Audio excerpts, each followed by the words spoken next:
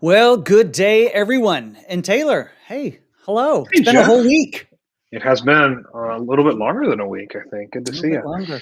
Yeah, normally, we go live like this once a week, and so people think we only talk once a week, but we talk all day long. But I've been out of Occasionally. the office, and you've been holding down the fort, so thanks for I don't know how good a job I did, but you're welcome. that. Hey, we have a topic today. Normally, we come in and we grab something interesting, in advance of this, and off we go. But our topic today is all about cyber security. If ever there was a topic that is evergreen because it's always going crazy, then hey, my friend Chris Galvan's in here. Chris, I haven't talked to you in forever. Glad you're here. Um, but if ever there was a topic that we can come up with to talk about that is new, it would be cybersecurity. What a disaster everything is these days in the cyber world. You and I were talking before about some of the reasons why that is. Maybe you want to share a few of your thoughts. Oh, yeah, I just think the disaster comment's well played. Arguably everything's a disaster these days, but definitely in IT, I think cybersecurity has become. It seems like every week we are seeing some other big breach. I mean, it seems over the last couple of years, maybe once or twice a year, we'd get a really Right. big one that was going to wake everyone up, and that pace definitely seems to accelerate over the last 18 months. It's hard to pin down why, but also think it's more of changing the tides versus sort of an acute event, and that's kind of worrisome for me. I definitely think this obviously cybersecurity has always been a quote unquote issue or a really important thing to think about, but we've been predicting a world where threats are just always existing, and that world is reminding itself that it's here. Yeah. Man, it seems almost every month, if not more often. I was thinking about that before, and by the way, guys, if you're watching, comment down below. Where are you? Is cyber something you and your company are worried about? Do you have questions about cybersecurity? We've got some guests coming on who are experts in cybersecurity in a bit. Taylor and I play one on TV or at least on LinkedIn, but we've got some real experts coming in here in just a minute.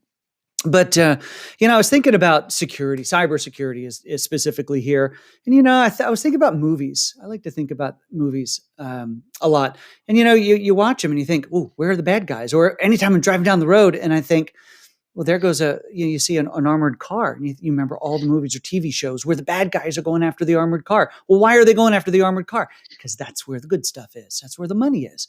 But we hear more and more, less and less about bank robberies. We hear more and more about cybersecurity incidents. And you're right, the pace is absolutely quickened. I mean, I did a quick search before we started here today. Looks like T-Mobile has had a very bad week. How many? 46 million. And this number is going up. Number of users who have data that's been lost. Microsoft, another bad week in their Power Apps. They had a breach there. 36 or so million users' data, including social security numbers. Now, we made the joke before about. Hey, Robert, glad you're here. We made a joke before about, why did somebody go after the bank or go after the armored cars? Because that's where the goods are. Well, when you're getting social security numbers, that's where the goods are. Yeah, no, completely agree. I mean, there's just so much data floating around there. I don't think a lot of us, unless we intentionally do it, step back and think about how much of our own data is floating around there. And I tend to be, as a consumer, not the most privacy-minded individual. Like, so I'm not worried about, or I don't think about the amount of data, but how many times do I fill out a form or give my name or my email, and then you think about it so innocently. I think if I remember with the T-Mobile situation, it's not just active subscribers. It's like customers they were selling to that didn't end up even being it's not just users of the service. It was their prospective customers. And so you just think about Right. how often you're interacting with people with your data. So it is tough, right? And like you mentioned, the good stuff is there, but it's also becoming so easy to Mm. do so little. All you gotta do is get a little bit of data from here and a little bit of data from there. So it's not just like this one breach where they get your credit card, your social security, and your bank numbers. I can kind of piece it together, and you've got this like footprint you didn't even know you had. So it's definitely an interesting thing. Not to be like the purveyor of doom here, but you really think about how much your data is floating out there. It's really easy to see why we're seeing some of this because Yep. you can do so much damage with relative ease if you decide to employ yourself in the idea of trying to steal that stuff.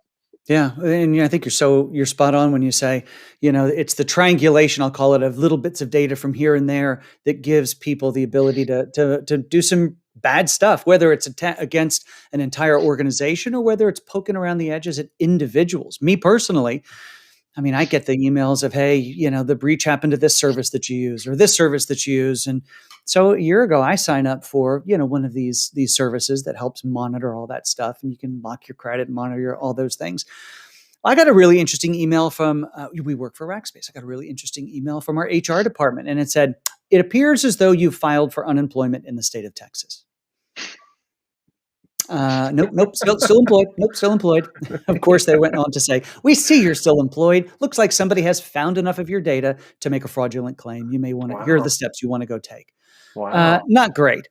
So companies more and more, of course, they're taking it seriously. In fact, two data points before we get our guests in here. Today, right now, while we're talking about this, Satya Nadella from Microsoft, Andy Jassy, who leads all of Amazon, used to just lead AWS, now leads all of Amazon, as well as the heads of Google, the heads of Bank of America, the heads of, I've got all the list, Apple, Tim Cook is there, ADP, IBM, are all at the White House right now. They're all at the White House meeting with the president, talking about what to do with cybersecurity and dealing with issues. I saw some Bloomberg notes that there may be an announcement later, so we'll watch for that.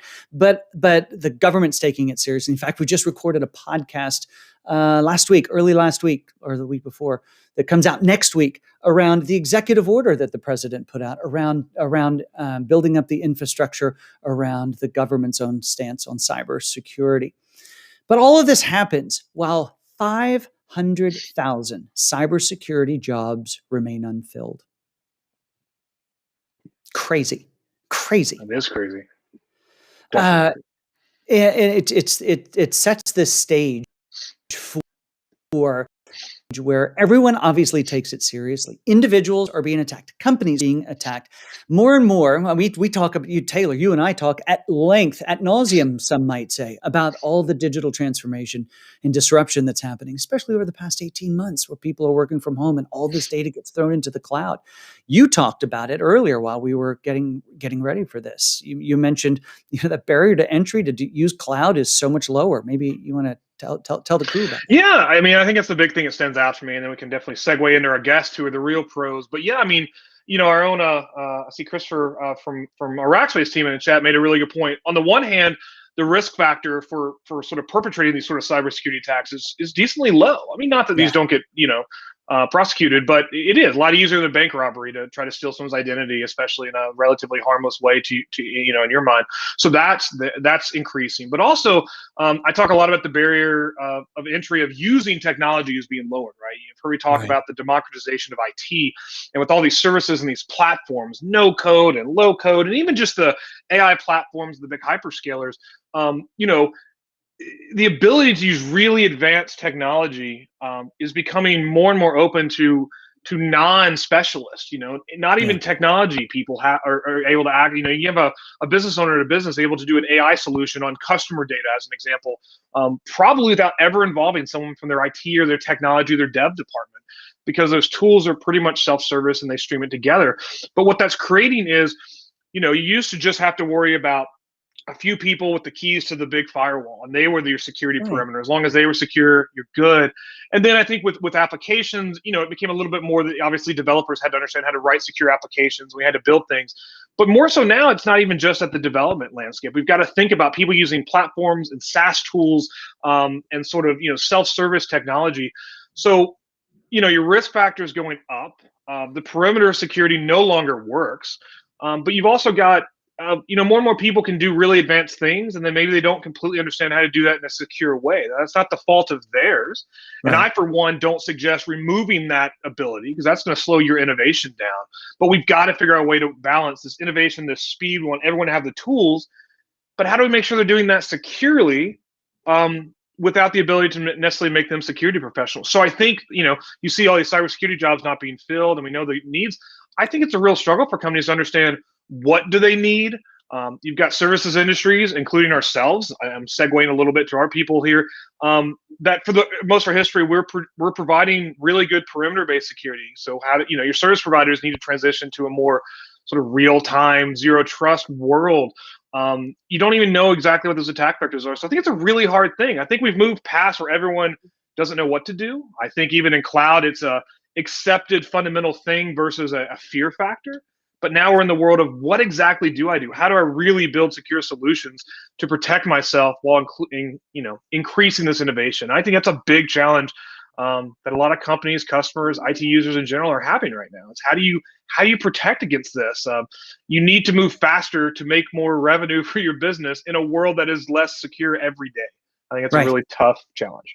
Yeah, I think you made a great point in the fact that we're moving faster. You got to secure more, but at the same time as you're running, somebody's running alongside of you, and that wave of people who are attempting to exploit that is getting bigger. And it's not just, we talk about this from 10 or 15 years ago, the script kiddies who are just at home copying and pasting, seeing if they can do it. It's nation states, it's entire businesses on the dark web that run with this stuff. Ken Kingery, good friend of the program, of course, comes up and talks about how running with scissors safely. And Yeah. Michael, I think you make a great point as well, that as we move faster in this development life cycle, and you get these breakdowns of departments even working with one another. And we talk about this all the time. And we're about to talk about technology and tools in our services here at Rackspace that can help solve this. But what Michael is kind of addressing is the fact that if you don't modify and train and teach your people as well as new processes with these new tools and technologies, then you're creating a bigger problem. Well, we at Rackspace, a lot of times on the program, we're talking tech, we're talking about solutions. We're going to talk a little bit about how we're helping solve these problems here. Now, we came out with an offering that's been spreading across the company in different areas. And it started with how we support cloud, and it's going to be how we're supporting data. And now it's about how we support a methodology of how we're supporting cybersecurity and helping to solve that problem. And it's all around what we call elastic engineering. Now, if we take the products away from it and just talk elastic engineering, Taylor, you were one of the architects of this. Maybe you can help just kind of define what that means. And then we'll bring our guests in and we'll talk about what it means for security. Yeah, sure. Just the highest level overview. We may have done it before in this format, I'm not sure. But one of the big changes here at Rackspace we've made over the last year and a half, that's kind of a concept that we kind of started at Annika years back, and we're now seeing other players in the industry adopt this model, is the idea that sort of the traditional managed services approach has been a very hands-off, handoff type model, right? You submit a ticket or someone's watching for you. You've got a very large team of talented individuals helping fix a problem, and that works well. But as the world shifts to this more app-centric model, the SRE, two-pizza team, DevOps, pick your word model, you've got some compatibility issues there. It's very hard to say, hey, this team owns everything related to an app, and that should fundamentally include pieces of security. But hey, your security managed service is a traditional, ticket-based approach. So this team has autonomy, authority, the ability to be fast, but they need to interact when they need help. Then you go out with a service provider that doesn't operate like that. And so that's a challenge across the full spectrum. And so we started to adopt a model we call elastic engineering, which is more of a pod-based DevOps compatible, I'll do air quotes, of managed service. But the idea that you can get the help you need, but you're going to work with a team of individuals that work together. You're going to sort of buy into a part of that team's capacity. So on the one hand, that team is working together. So you're getting a team versus a person. And you as a customer are able to subscribe at a flexible sort of hour-based model. So you don't have to go out and hire 10 people or even just hire one full-time person. You get that sort of connection and that cohesion there that comes from that. And the flexibility, I think, is a really big part there. And then additionally, you get the ability, I lost my train of thought there.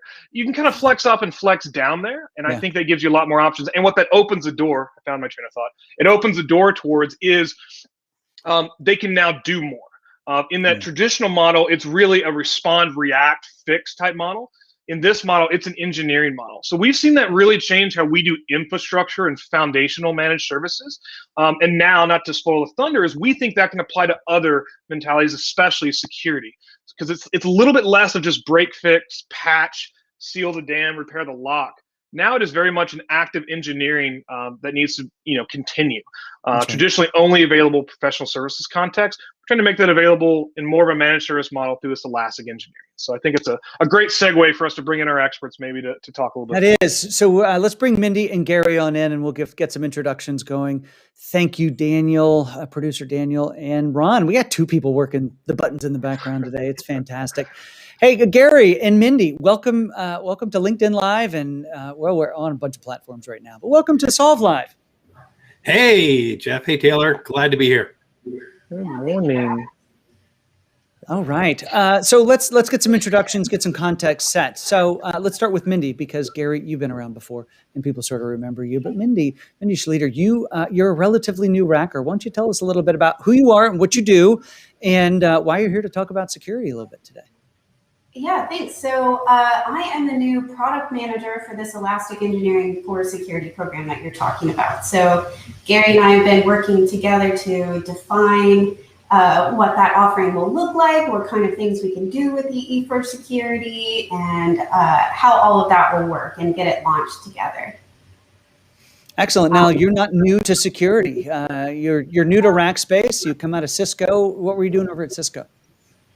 At Cisco, I was a technical solutions architect working in cloud security. And before that, I worked at IBM Security. So I've been working in the cybersecurity domain for about 15 years. Okay. We started out a little startup in the early 2000s called Internet Security Systems here in Atlanta that I think kind of laid the foundation for what IPS and IDS ended up evolving into. That's really neat, really exciting. All right, Gary, the leader of our security offerings here at Rackspace, a little bit of your background, if you don't mind. Sure thing. I've been in security since well before the year 2000, and well before I had no hair. Anywhere from security architect in financial services and insurance to CISO in a couple of different organizations, including financial services and international bank. I led a services team at a startup called NeoHapsis, and where it was ultimately acquired by Cisco, where I led security services delivery there. And now I'm at Rackspace, helping build really cool, neat, innovative ways to help our customers from security. Well, let's talk about the environment. I mean, hopefully Taylor and I have scared everybody into submission here, and they're watching us with big saucer eyes, with everything that's happening in the cyber world. But let's we're here to talk about elastic engineering for security. But why does the world need elastic engineering for security? We obviously need security, but why elastic engineering? What makes it different? So Mindy, maybe over to you. You jumped ship to come to a company to help build this. So I think nobody can talk about this than you. I know, bold move. So I think what's really unique about the elastic model and the way it applies to security is that most of the customers that I talk to, they don't just need one type of person to solve their security problems, right? They might need some help with architecture.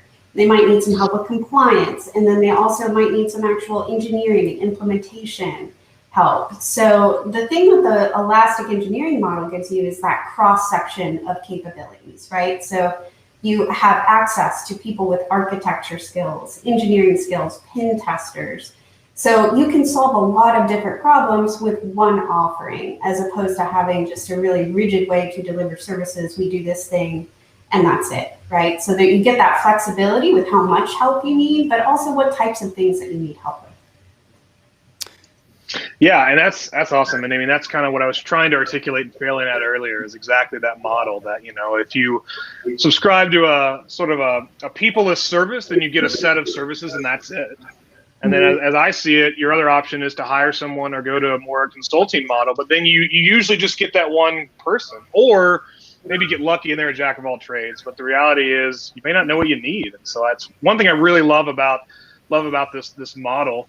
The other thing that kind of comes to mind, I don't know if you or Gary, I'm sure as you've built this product have slipped, is expanding on that. I mean, how does this really address that talent shortage for companies? I mean, we mentioned there's, I think there's 500,000 unfilled jobs that Jeff mentioned. So I'm interested to know from the people side of things, beyond just the what they can do, how does this really help companies, address that challenge? Yeah, Taylor, I'll tell you a couple things. Not only are our customers struggling with finding talent, right? They're also struggling with finding providers who can help them in the way they need to be helped, right? There are plenty of providers who will pen test, and then you've got to go fix. There are plenty of providers who will do security assessments, and then you got to go fix. There are plenty of providers who will monitor your security, but then you got to go fix, right? And there are plenty of providers who just sell you technology, but then you got to manage it. And so that's all that fixing and managing and doing. That's where the talent shortage is really hitting hard. Is organizations can't find the doers to do the ongoing regular cycle of implementation, engineering, architecture, implementation, management, upkeep, updating, etc. And so what we see in security oftentimes is you'll see a big push to implement a bunch of stuff, right? I just had a pen test, or I'm getting a PCI assessment in 2 months, so I'm going to push really hard and implement a lot of stuff. But then no one's around to manage it. No one's around to make sure it's up to date. No one's around to extend the functionality when there's a new threat, and that piece of technology can actually solve the problem instead of having to go out and buy something new. And that's where organizations can turn to elastic engineering to help fill that gap in both providers and that gap in talent in order to have the expertise to do that. Yeah, I mean, I love that perspective, and I think that's, when I talked about that shift to DevOps in the infrastructure world, which is sort of the, I guess, predecessor inspiration here, is exactly what you mentioned. It's like we can have architects to tell you what to do, we can have strategists to tell you what you should be thinking about, or you can employ the doers. But in that sort of small pizza team model, well, that should be the same team. And so I love how we've heard from a lot of our customers. I know Gary and Mindy probably more than I have around exactly that theory that, hey, I need a security team that can do all of that, right? I don't want them to just give me a report of the cracks in the fence. I want to hear the fence is fixed and that someone's looking at it. And so I love that model.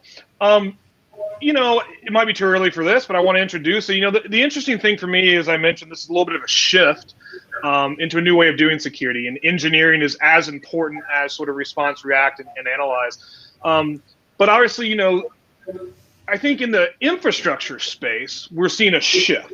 We're seeing a movement from traditional managed services to more modern DevOps SRE. And I do think over time that maybe even will abandon that traditional in the infrastructure space. But in spaces like security, I don't think those SOC-based services that completely watch the fence, I don't think that's going away. So I'm interested, either you all's perspective around, how do these two services sort of play nicely for a customer? How does a customer think about, hey, I need the doers and the engineers, but that doesn't mean I don't want the people in the watchtower either. So how do you see those sort of playing together nicely in a single environment? I think they're complementary, and I think you're right. We need both. Customers need to have folks who are doing the watching, who are doing the monitoring, who are doing maybe active threat hunting on a regular basis. And we've had an offer, proactive detection response, that has done that for a while. We still have that offer. We're looking at the next generation of how we're going to offer that. But this is really a complementary service to that. It's the, how do I make sure that the controls are in place for me to be able to detect a potential breach? How do I protect against, slow down, prevent that breach? And when there is a breach, how do I, as an engineer, help either help support the response or help plan and implement and manage that remediation from that? There's a whole lot that our customers need beyond just, is there a breach? Now it's the, what do I do? How do I solve? How do I prevent again? Question that we're answering with Elastic Engineering for Security. Excellent. So we've used the word a lot. We've kind of danced around it a little bit, but let's click in a little bit farther into Rackspace Elastic Engineering for Security. We know we need it for as a sister service to SOC-based services. It's more of a doer. But what's included in it? Mindy, let's go over to you as the product architect for this. What does someone get when, and services they can rely on that are part of Rackspace Elastic Engineering? Yeah, well, so it is very flexible in terms of what you can use it for, but some of the main things that customers have been bringing to us would be things like we hear a lot of asks for assessments of your environment. Can you come in and take a look at how I built this? Give me some architectural guidance on best practices and how I can improve my security posture. Can you help me take the output of vulnerability scans or audits or any kind of assessment that I might already have and put some security controls in place, or re-architect or redesign to make sure that my security posture is where it should be, right, in a preventative manner. Okay. And I think there's also a lot of room for people who have, compliance standards they need to meet. Maybe they have a PCI project they're working on, or a HIPAA project, so we'll have a compliance specialist on every pod that can help and advise on those initiatives.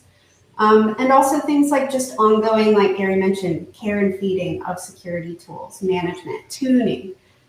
Security controls always require some level of ongoing tuning support in order to get high efficacy alerts. So that's a great use case for your EE pod.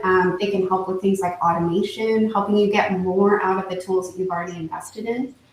So those are just a few examples, but it's really quite flexible. So, over time, we'll be adding more and more capabilities as we can add more diverse members to our pods. I love the fact that you used a specific example, a security project like working through HIPAA or PCI or something along those lines. Here's another one for you. How might somebody use the Rackspace Elastic Engineering for security to help with ransomware, something that's top of everyone's mind these days? Yeah, that's a great question, and you're right, it is very much top of mind. So having the architectural guidance, the understanding of your environment, your controls, how they're configured, and making sure that you're set up in a way that you are secure from the beginning to prevent something like a ransomware attack is really invaluable. So just making sure that you have that oversight and guidance to ensure that your perimeter security, your endpoint security, make sure all of that stuff is on point, and that you really do have a defense in-depth type architecture. That's something your Elastic Engineering pod can really help you achieve over time, and you can work iteratively on that to make sure that you are protected. Awesome, thank you. Taylor, let's talk a little bit about. Michael's got some comments out there. Maybe we can dig a little deeper there. Yeah. I wanted to. We've got our own private chat, so these convenient tee-ups from Jeff are not a coincidence. We're just masters of our platform. But yeah, no, I really love the Michael McKinnon in chat a little bit earlier mentioned something, and we mentioned it. I want to come back to it because I do think it's important. I mentioned with this rapid pace of innovation, I do see this balance in security. You want to enable more people to use their creativity and their talent to do things more quickly. That innovation leads to business success. We say that all the time. But obviously that means more and more people are out there with more and more keys to the proverbial kingdom with less knowledge of how they should protect them. And again, no fault of their own, just not the nature of their role. So Gary and Mindy, I'm curious, now that we've talked about Elastic Engineering, one, I'd love to hear just your thoughts on that balance, because as Michael mentioned, it's that innovation, self-service has destroyed those gating mechanisms that used to exist. I, for one, think that's a positive, but it's a really risky and dangerous positive. So one, I'd love to hear your thoughts on that. Maybe I'm wrong. Maybe I'm too left-leaning on it's a great thing. And then the other side is I'd love to hear how you would see Elastic Engineering maybe as the facilitators of fixing that problem and facilitating that. So love to hear your thoughts there. Yeah, I'll start, and Mindy, you can chime in. I think for me, Taylor, I tend to err on the side of innovation as well. That said, as Kent pointed out, you can put a cork on the scissors and still run with them. as an organization seeks to democratize technology, right, and technology innovation, they also need to democratize that security decision making, which means that, number one, your employees need to be taught to think a little bit more securely, right? Not that they'll always get it right, and I'll talk about that in a second.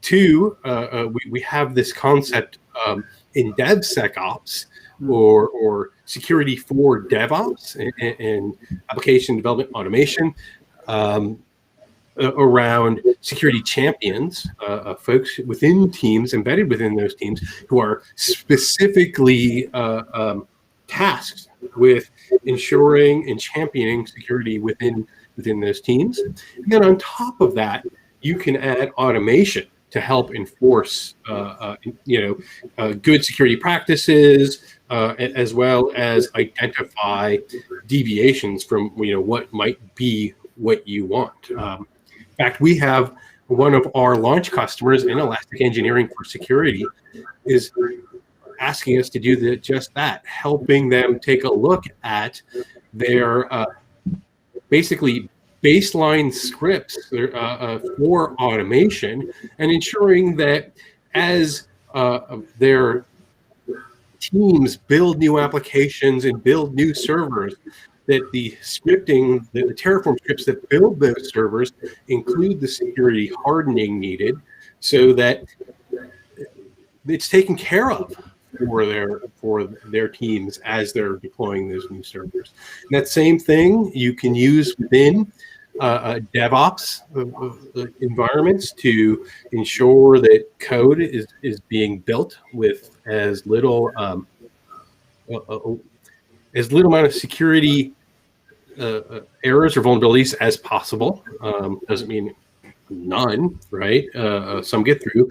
You could do software composition analysis to scan libraries that you're reusing, essentially, and understand security vulnerabilities there as people are checking in code and deploying code for the purpose of helping automate some of those controls as well.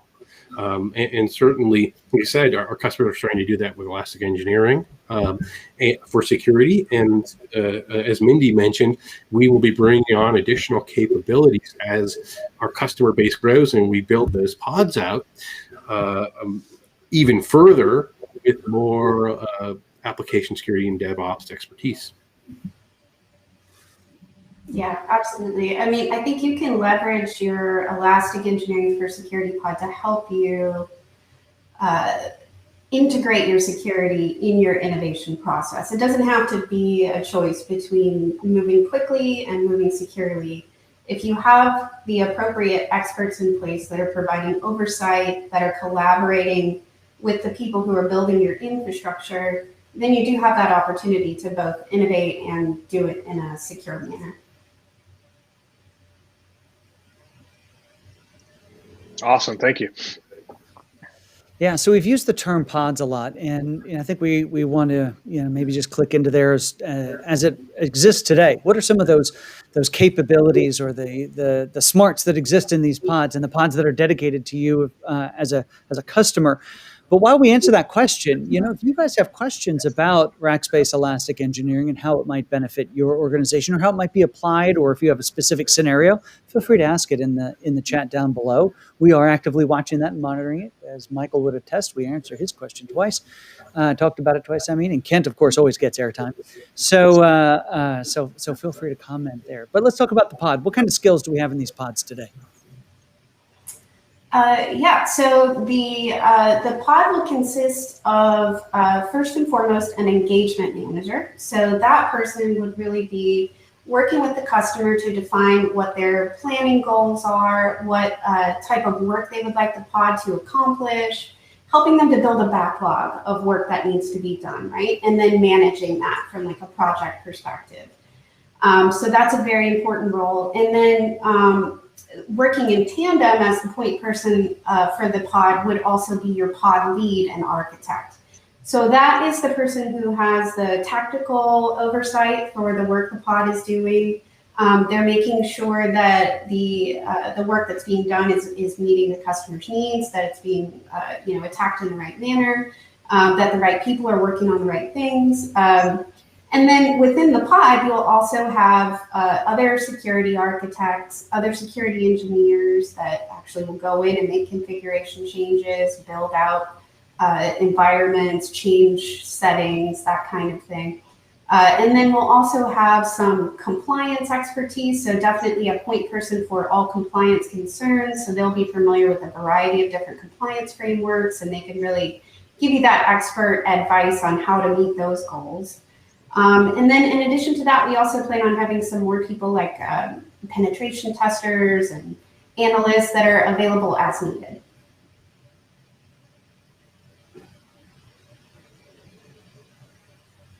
All right, excellent. So let's talk flexibility of the pods, because it's easy to think of this as most managed services as you throw a ticket over the wall and wait for a response. But let's talk about flexibility in goals, in outcomes, and in such. How does that fit into the implementation with the pods?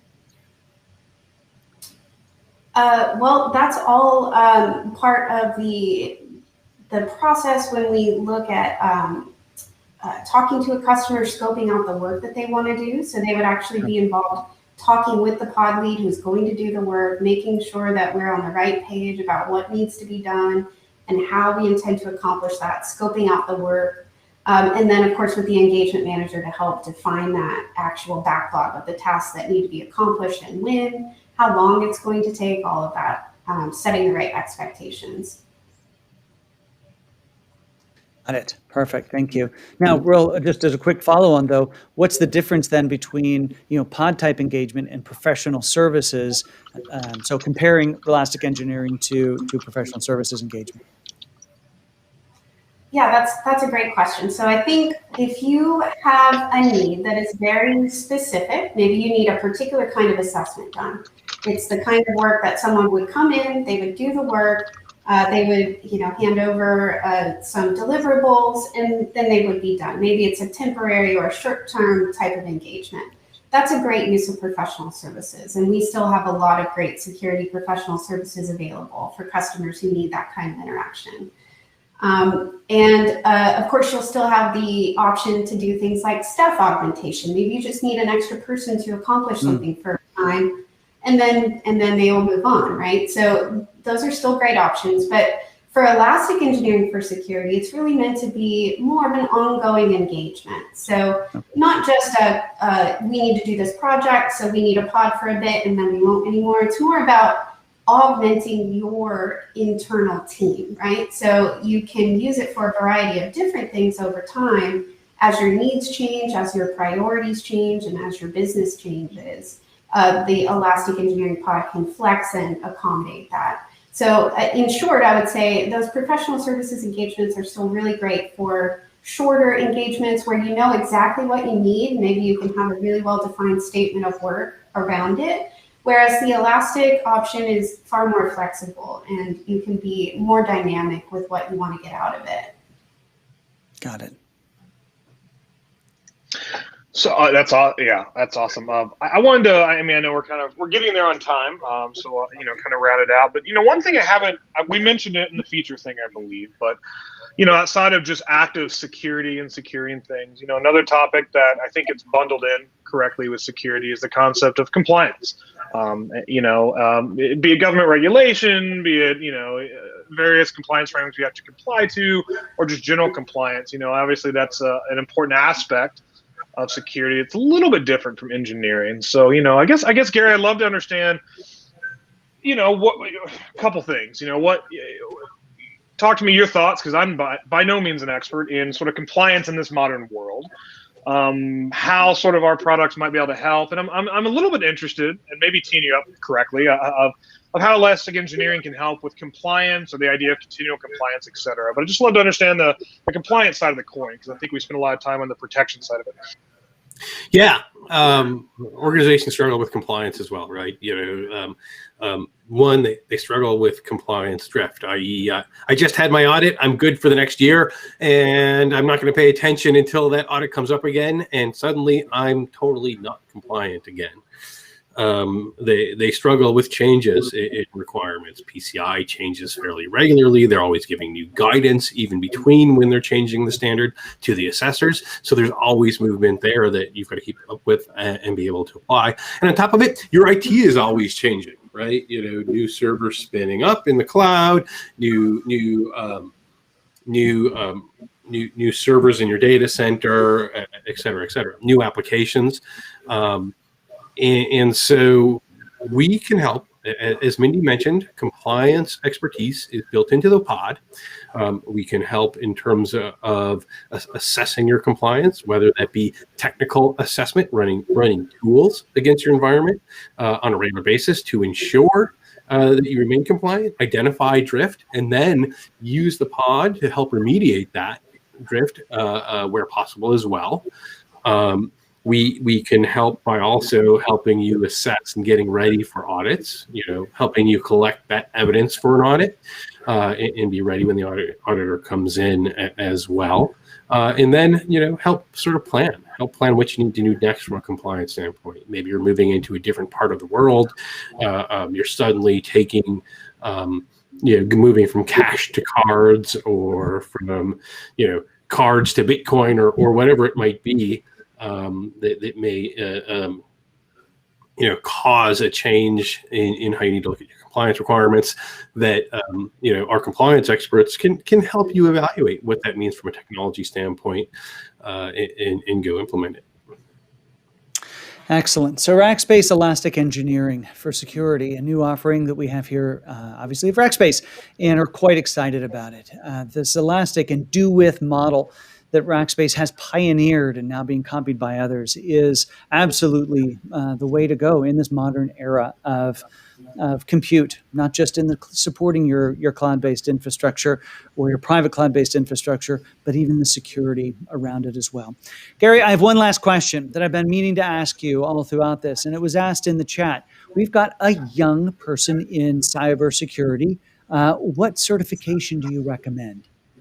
I think it's a great question. That's a good question and a little bit loaded question. I'll tell you, I'm a little biased because I way back when SANS was building the GSEC certification, I was one of the first local mentors and taught GSEC way back when. So I'm a little biased towards SANS certifications because they're hands-on, they're technical, they're practical.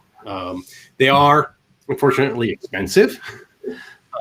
SANS makes, doesn't make it easy, but they are very much worth it from a standpoint of being able to learn and take what you've learned and apply it at your job. That's a great one. Hey, one last one. So I guess a follow-up question. We had a LinkedIn user kind of sneak in real quick there. Do we have any schools that we look specific at, or do we care about certifications more, or do we care about a track record of capabilities? What are you looking for when you're hiring? Either of you can answer that as a product manager. Yeah, I'll answer from our standpoint. We look at capabilities, and we look more so at curiosity and general technical capabilities. We look for folks who know how things work, and then have a little bit of curiosity about how can I make them not work, right? Or how can I theorize they not work, and then how can I prevent that, or what happens when they don't work? That's what we look for rather than specific certifications. Certifications are nice to have, but we look more for that the base technical knowledge and that curiosity. Okay, excellent. Thank you. And we led with this early on. Taylor brought it up midway. 500,000 unfilled cybersecurity jobs. Does Rackspace have some in that list? Are you hiring? We are. We're hiring. We're hiring for folks on our product team. We're hiring for folks in our internal security team, and we're hiring folks for these Elastic Engineering pods. So it's a growing market, and jobs we're solving some of the hardest problems in the world. And so if you are interested in cybersecurity, if you have some skills, head over to rackspace.com. You'll find a jobs link down in the bottom section, I believe, of that page, and search on cybersecurity. I think you're going to find Gary's happy face staring right back at you, at least maybe in an interview. That's nightmare if you find my face staring back at Well, you. they've endured it for the past 30 minutes, so that's all right. So Mindy and Gary, thank you so much for joining Taylor and I today. This has been a great conversation. We're going to have you back because we've got to pick apart what's going on in the world with cyber. I'm anxious to see what industry leaders and the government announce later today. We're going to want to pick that apart. And everyone, don't forget to subscribe to Cloud Talk. That's the podcast from Rackspace that I get to host. And next week, we are we're releasing an episode where we pick apart what the executive order on cybersecurity from President Biden actually means. What does it entail? What's in there? You're going to learn all about that in that podcast. So go wherever you find your podcasts to subscribe to Cloud Talk, or go to rackspace.com/solve. Everyone, again, thanks for being here. Watchers, thanks for watching. We'll be back. We're always back. Maybe even tomorrow. Watch for an announcement.